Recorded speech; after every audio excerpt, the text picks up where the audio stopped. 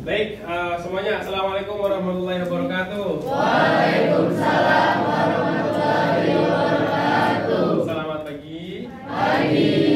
Om Swastiastu. Oke, bonjour. Bonjour. Très bien. Comment ça va? Ça va bien. Ça va très bien, merci. Baiklah, semoga selalu dalam keadaan sehat dan tetap semangat ya. Boleh tepuk tangan untuk kita semuanya. Semangat aja dulu ya, semangat. Baik, ini adalah hari kedua atau pertemuan kedua kita ya. Minggu kemarin kita sudah sudah bertemu begitu, sudah kenalan dengan saya. Sudah kenal ya? Sudah. Nama saya siapa? Begitu ya. Tak kenal sama kata? Saya. Bien. Baiklah, minggu kemarin kita sudah berkenalan dengan apa itu bahasa Prancis, kenapa bahasa Prancis diberikan kepada mahasiswa yang belajar atau menggeluti bidang pariwisata juga perhotelan, kemudian apa itu negara Prancis dan lain-lain ya, introduction. Kemudian untuk materi minggu kemarin ada pertanyaan? Jelas ya? Kemudian untuk hari ini kita akan lanjut ke materi kedua adalah alfabet français. Apa? Alfabet français atau alfabet dalam bahasa Prancis. Begitu. Silakan ikuti saya ya. A dalam bahasa Prancis dibaca A ya. Huruf A dalam bahasa Prancis dibaca A. Jadi ketika ada tulisan seperti ini dibaca ba. Misalnya nanti ada seperti ini tetap dia akan dibaca baz. Ya, bukan base. Mungkin dalam bahasa Inggris akan jadi base, basement dan segala macam. Prinsipnya A tetap dibaca A, oke? Kemudian B tidak ada masalah, ya. Kemudian yang kedua adalah C. C dalam bahasa Prancis nanti ada dua bunyi, dan juga ada satu bentuk yang mungkin menjadi satu hal baru untuk semuanya, karena ada sudah pernah belajar bahasa Prancis sebelumnya. Belum ya, masih baru ini ya. Baik, jadi C yang pertama bentuknya C normal ya. Suhunya tidak lebih dari 36 derajat biasanya.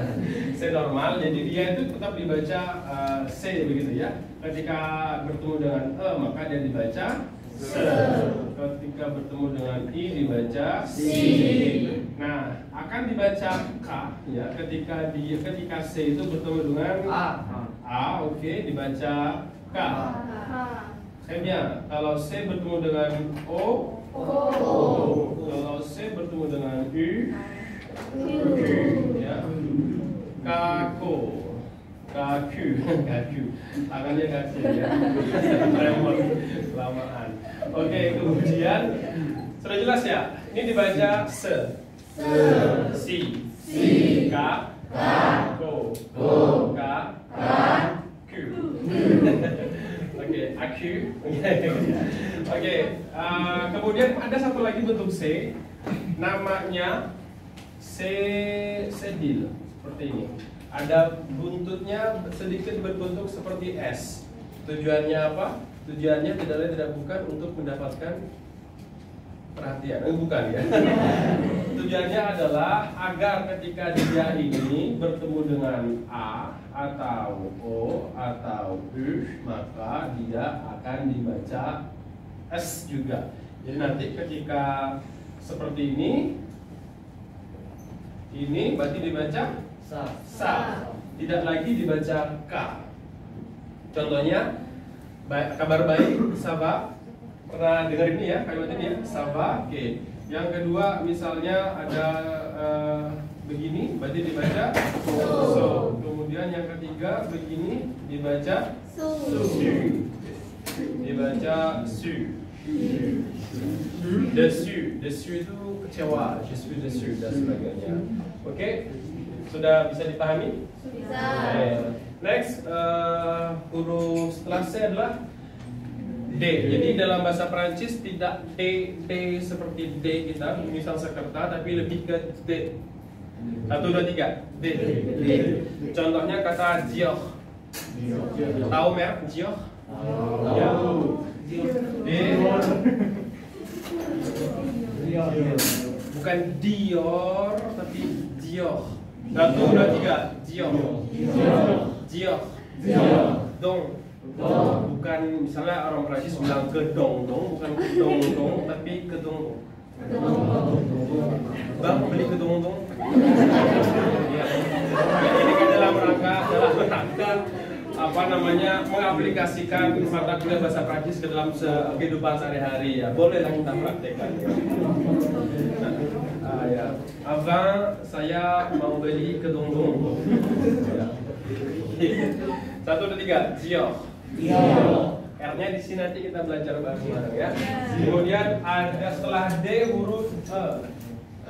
Huruf E. Bukan E sebenarnya, bukan yang menarik bibir ke belakang tapi yang benar. Tapi untuk pembelajar awal pemula ya, saya bisa memaklumi masih ada pemakluman gitu ya. Cuma yang betul kalau memang pengen yang benar adalah bibir atau mulutnya bentuk ke huruf O. Tapi suara yang didorong bunyi E.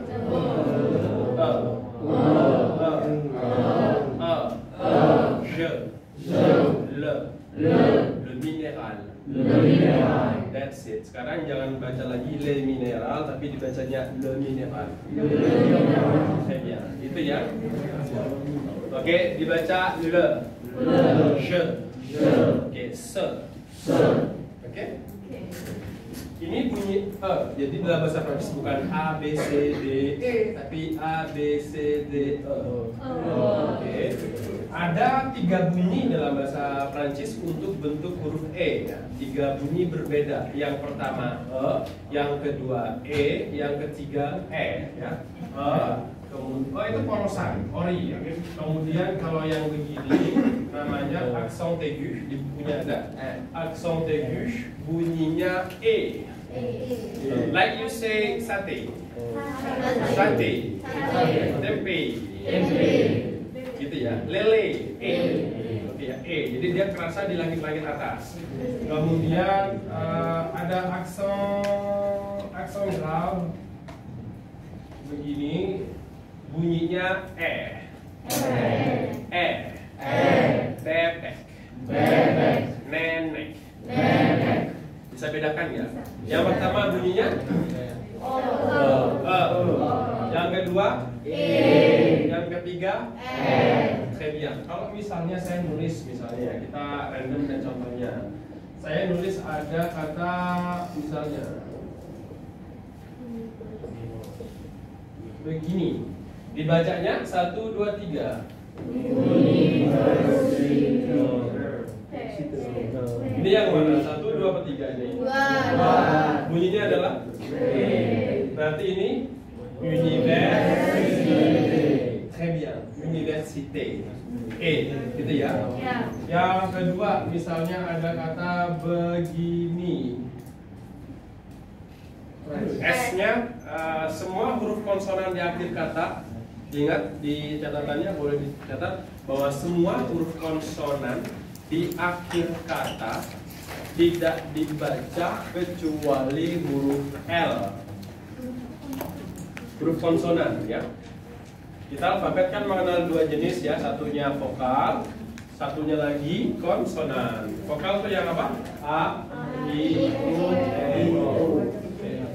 Konsonan berarti selainnya itu ya. Di akhir kata huruf konsonan tidak dibaca kecuali huruf L ya. Terkadang huruf S juga dibaca, tetapi satu untuk penekanan, yang kedua biasanya penyebutan nama marga, nama keluarga, gitu ya. Sudah? Berarti ini dibaca khe atau khe? Khe atau khe? Dibaca khe. 1, 2, 3. Tre. De. Re. Tre. 1, 2, 3. 1, 2, 3. Oke. 1, 2, 3. Ada hanya, ada H. Tidak usah di ada hembusan H, nggak usah ya. 1, 2, 3. S bisa dibaca mas. R-nya masih nggak apa-apa. Oke, paham ya? Oke. Yang terakhir contohnya misalnya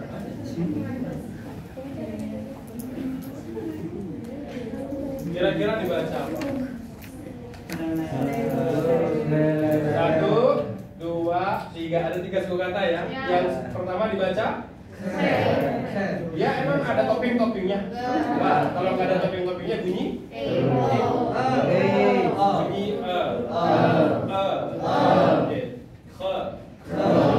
Suku kata 2 le. Jadi sudah dapat T-nya dibaca nggak? Tidak, karena konsonan di akhir kata tidak dibaca. Kecuali L dibaca ya. Ini dibacanya O. Berarti 1, 2, 3.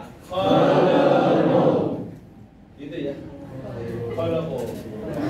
Nah, besok kita akan ada latihan dan ujian membaca juga. Jadi cara membacanya adalah dibaca per suku kata. Oke ya. Atau E sudah jelas? A, B, C, D, E, F nggak ada masalah. Sekarang huruf G. Ya. Yang sini sudah dicatat, ditulis? Sudah ya? Belum. Kalau di foto boleh.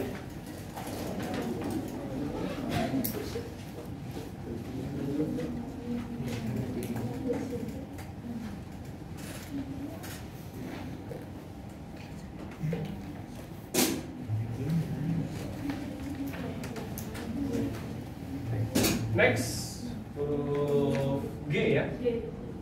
G dalam bahasa Prancis dibaca G. G. Coba bilang Z.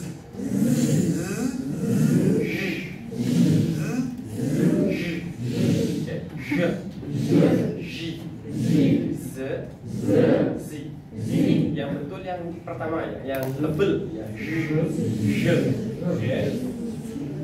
Nah, G juga ada apa namanya, sama seperti huruf C ya. Jadi ketika G bertemu dengan maka dibaca J. Dibaca J gitu ya. Kemudian kalau G ketemu dengan I dibaca J. G ketemu dengan A dibaca Ga. Ga. G bertemu dengan U dibaca O dulu dibaca Go. Go. Sama seperti hampir sama dengan C ya. Kemudian G bertemu dengan U dibaca Gu. J, J, Ga, Go, Gu. Paham ya? Ini misalnya ada huruf G bertemu dengan E bertemu dengan A, berarti dibacanya J, ya, J. Oke. Ini J. Ini J. N atau M di belakang nanti kita akan pakai N atau M ya, jelas N atau M nanti auto jadi nasal, jadi ang ya. Oke. Dan berapapun huruf konsonan di belakang diabaikan saja. Oke. F, G, H sekarang. H itu adalah 1, 2, 3 ash. Ash. Artinya apa? H dalam bahasa Perancis itu tidak dibaca. H dalam bahasa Perancis tidak dibaca. Seperti kata apa? Hotel. Misalnya ada kata hotel dibaca hotel. Ya, H tidak dibaca. Kemudian rumah sakit hospital dibaca hospital dan lain-lain. Dan susunannya dalam bahasa Perancis itu, misalnya nama tempat gitu ya. Misalnya Hotel Ambarukmo, di bahasa Inggris kita bilang apa? Ambarukmo Hotel. Perancis seperti bahasa Indonesia, hotel embargo. Begitu ya, hotel embargo. Ya. I tidak ada masalah ya. I, kemudian J sekarang. J itu dibaca sama seperti G ya, cuman dia kalau G tadi dibaca J, kalau J dibaca J. Nah bedanya kalau G tadi ketemu A dibaca G, kalau J ketemu A dibaca Ja. Gitu. Untuk semua vokal huruf J tetap dibaca J, betul? J ketemu O dibaca J. Oke. J ketemu dengan I, J. J ketemu dengan A, Ja. J bertemu dengan O, Jo. J bertemu dengan U, Ju. Dipahami ya? Oke. Ja. 1, 2, 3. Je. Je suis. Saya adalah. Anak gembala. Saya adalah anak gembala. Oke.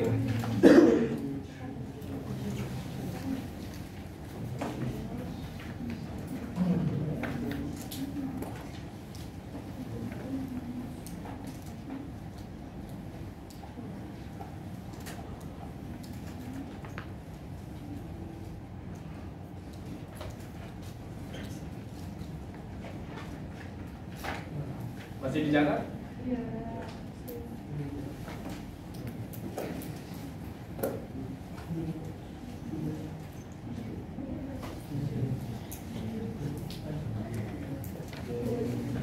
Oke. J, K, L, M sekarang. K, L, M. K tidak ada masalah. L juga sama seperti bahasa Indonesia, bahasa Inggris.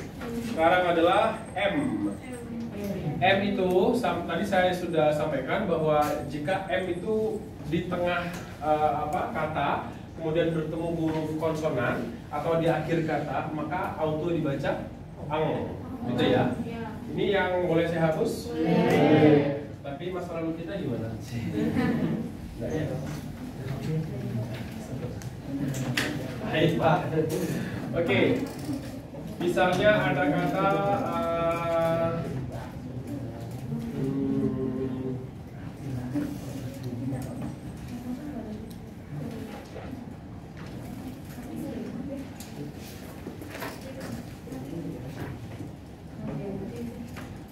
IM atau IN, nanti boleh kalian baca ang, boleh juga dibaca eng. Lebih nyaman mana, ang atau eng? Oke. Jadi kemarin pertemuan minggu kemarin sudah saya sampaikan bahwa bahasa Perancis ada 2 aksen ya. Jadi Parisien sama Marseille. Kemudian yang Parisien itu lebih ke ang gitu ya. Ang, très bien, ça va bien. Kemudian yang daerah-daerah bawah itu très bien, ça va bien begitu. Dua-duanya betul, silahkan pilih yang mana. Cuman kalau saya preferensi lebih ke ang ya. Oke. Ini berarti dibacanya ang po. Ini dibaca ang po. Ang po. Gitu ya. Bisa dipahami? Jadi kan bertemu M atau N, bertemu huruf konsonan atau N, M di akhir kata dibaca ang. Gitu? Kemudian N sekarang sama seperti M. Misalnya ada kata seperti ini dibaca bon. Dibaca bon. 1, 2, 3. Bon. Dibaca bon. Bon atau bong. Bon. Ang atau N. Saya ya, dibaca ang ya. Ini dibaca bonjour. Dibaca bonjour. Oke ya. MNOPQR sekarang ya. OPQ nggak ada masalah. Kemudian sekarang yang R. R itu letaknya ada di sini ya, tenggorokan. Cara melatihnya kemarin sudah saya sampaikan bahwa R itu bisa dilatih dengan minum air putih ya, atau air kehidupan. Gerta gitu ya, beli gitu. Ditahan di sini pagi-pagi bagusnya, ditahan di tenggorokan, digetarkan seperti itu. Nanti akan ada bunyi-bunyi getar ya. 1, 2, 3. Oke. Très bien. Grand. Très grand. Patrick.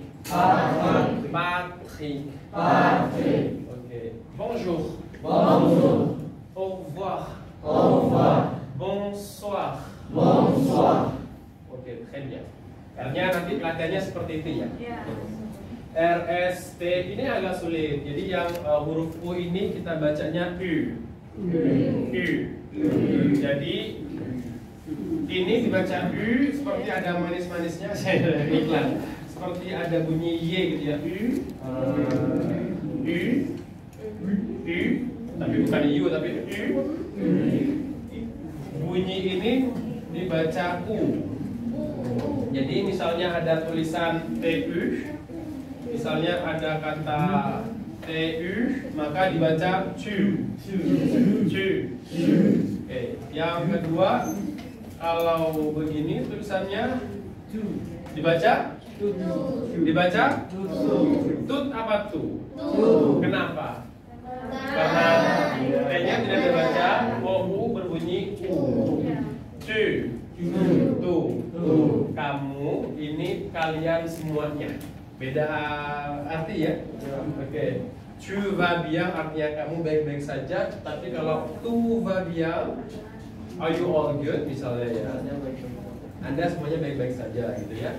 Beda. Tu, 1, 3. Tu. Très bien. STU, V, W, X, Y, Z. X, Y, Z. Anda ada masalah dengan itu, cara bacanya sama X, Y, Z. Tidak ada yang spesial.